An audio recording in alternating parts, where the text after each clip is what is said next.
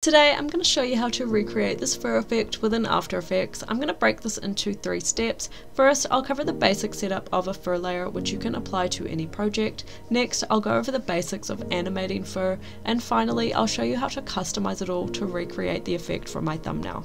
Let's jump in. Alright, I'm inside of After Effects and I've got my text layer sitting right here ready to go. So first thing I'm going to do, right click on my layer, pre-compose, and name this text source.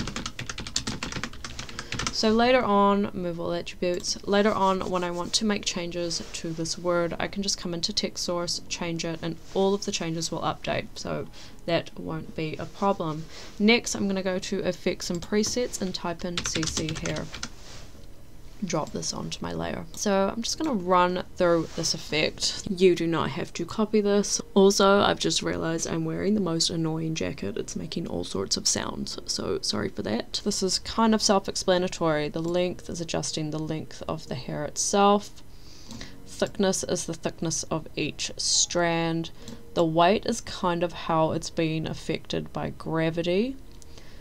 And the density is how much hair there is. Okay, now you can actually drag this higher than that 400. Don't be tricked. The hair fall map is kind of to do with well, you can just use it for static, but I will come back to this because I'm going to animate it in a minute. Hair color, you can bring this color inheritance up and it will inherit this color from the original. Notice mine was pink, or I could even put a 4-color gradient or something like that on it and it will inherit that color, or you can drag it all the way down and it's going to choose this color here. So I'll just switch off my gradient for now because I want this pink in a little bit. And then light, the opacity of course is whether you can see the color or the hair color or not. The light is how the light is affecting our fur itself, obviously, and the light direction can be changed as well.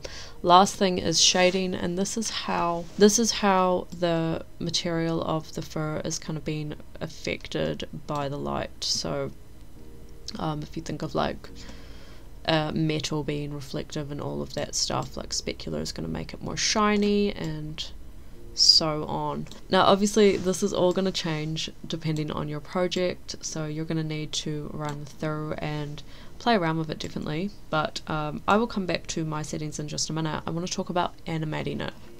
So I'm going to go to Layer, New Solid, and I'm going to name this Map. And then I'm going to go to Effects and Presets and type in Fractal. And I'm going to grab this fractal noise effect and drop it onto my layer. So basically this kind of the blacks and whites of this fractal noise are going to affect my animation. So if I go to my map and I go to change this map layer to map, and I go to effects and masks, you can see the blacks and whites. It's just kind of raised it up and down. It's made it a little bit, it's affected it slightly. Obviously I've got no animation on here, and for my hair flow I've decided I don't want to use the animation of this fractal. I'm going to go to wave warp, so go to effects and presets, type in wave warp, and drop this wave warp onto my layer. If I run through this now, there's a slight wave on here. I'm just going to adjust these settings to suit my project. So I'm going to bring this up to like 50. I'm going to bring the wave width all the way up to 400, and the rest of the settings are fine for me. So when I press play, I've got this wave here. Now coming back to my text source, I did forget to talk about in the hairful map, you can adjust the kind of the randomness of where the hair is sitting as well. So yeah, that's all going to affect it as well.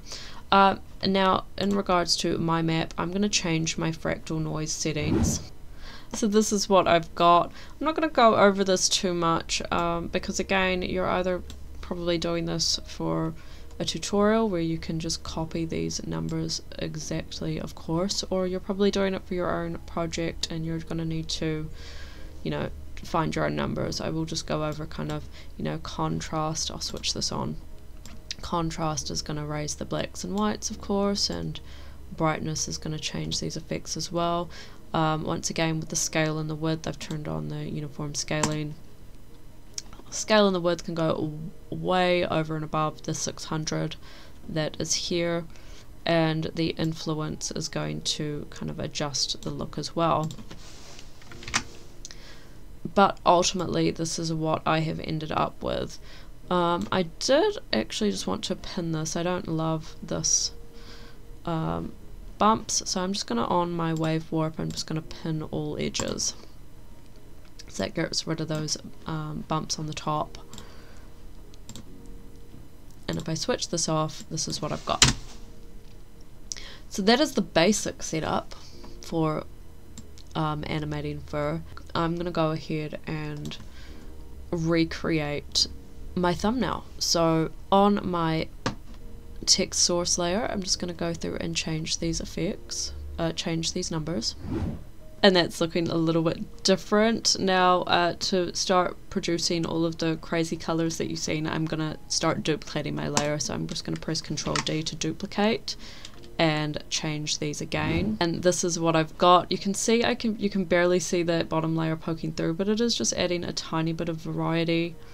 So I'm going to press Ctrl D and duplicate this again. This time I've changed this color to a green color, although you will note it's still 95% inheritance, so it is getting a majority of that pink color through.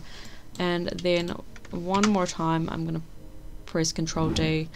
You'll notice on this one I've still got that green, but I don't care about that one for this layer because I'm going to go to effects and presets and type in gradient and drop the 4-color gradient onto my layer, and I'm going to change these colors right here.